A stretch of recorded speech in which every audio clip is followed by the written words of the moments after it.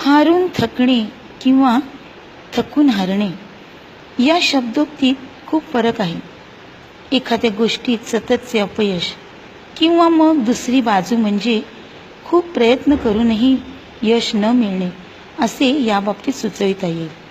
सततचे अपयश ही क्रिया प्रयत्नवाद दर्शवितच नाही, कारण प्रयत्नवाद कधीच हरत नाही.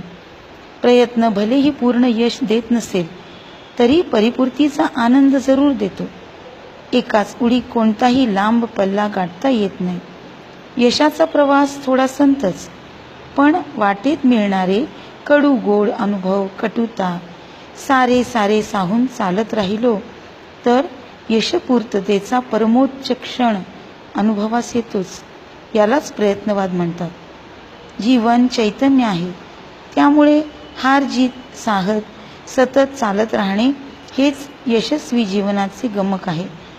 थांबलेले साठून राहिलेले पाण्याचे डबके फक्त अधोगती दर्शविते.